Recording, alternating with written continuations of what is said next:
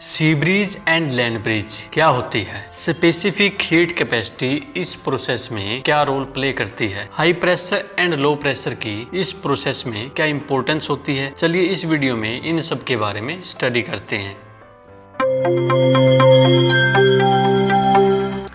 Specific heat capacity is the amount of heat energy required to raise the temperature of a unit mass of a substance by 1 degree Celsius. Suppose आपके पास एक substance है जिसका मास 1 ग्राम है और उसका temperature 0 degree Celsius है। उसकी temperature को 1 डिग्री सेल्सियस करने के लिए जो हीट आप उसे दोगे वो उस सब्सटेंस की स्पेसिफिक हीट कैपेसिटी होगी। अगर किसी सब्सटेंस की स्पेसिफिक हीट कैपेसिटी ज्यादा है तो वो सब्सटेंस गर्म होने में ज्यादा टाइम लेगा और ठंडा होने में भी ज्यादा टाइम लेगा। अगर किसी सब्सटेंस की स्पेसिफिक हीट कैपेसिटी कम है तो वो सब्सटेंस गर्म या ठंडा होने में कम टाइम लेगा। वाटर की स्पेसिफिक हीट कैपेसिटी 4.2 जूल पर ग्राम डिग्री सेल्सियस होती है और अर्थलैंड की स्पेसिफिक हीट कैपेसिटी लगभग 1 जूल पर ग्राम डिग्री सेल्सियस होती है। मींस वाटर लैंड के कंपेयर में गर्म या ठंडा होने में ज्यादा टाइम लेता है। अब बात करते हैं सी ब्रीज की। यह प्रोसेस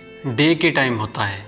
सी और लैंड सरफेस की सन की रेडिएशन के कारण हीटिंग होती है। लैंड सी वाटर के कंपेयर में जल्दी गर्म हो जाता है बिकॉज लैंड की स्पेसिफिक हीट कैपेसिटी कम होती है वाटर के कंपेयर में। लैंड के ज्यादा गर्म होने के कारण जो सराउंडिंग एयर होती है वो लैंड से हीट को एब्जॉर्ब कर लेती है और एक्सपेंड करती है। इस एक्सपेंशन के कारण एयर की डेंसिटी कम हो जाती है और वो राइज करना स्टार्ट कर देती है। ऐसा होने के कारण लैंड के ऊपर लो प्रेशर रीजन डेवलप हो जाता है। इस प्रोसेस के टाइम पर ही सी वाटर के ऊपर हाई प्रेशर रीजन डेवलप हो जाता है बिकॉज सी वाटर के ऊपर जो एयर होती है वो कोल्ड होती है। मींस एयर की डेंसिटी हाई होती है। हमें पता है कि एयर हमेशा हाई प्रेशर से लो प्रेशर की ओर फ्लो करती है। लैंड सरफेस और सी सरफेस के बीच प्रेशर डिफरेंस के कारण सी सरफेस से कोल्ड एयर लैंड सरफेस की ओर फ्लो करती है। इसी प्रोसेस को सी ब्रीज कहते हैं। अब बात करते हैं लैंड ब्रीज की। यह प्रोसेस नाइट के टाइम होता है। नाइट के टाइम पे सन की रेडिएशन न होने के कारण लैंड और सी सरफेस ठंडे होने स्टार्ट हो जाते हैं। हमें पता है कि वाटर की स्पेसिफिक हीट कैपेसिटी ज्यादा होती है लैंड के कंपेयर में।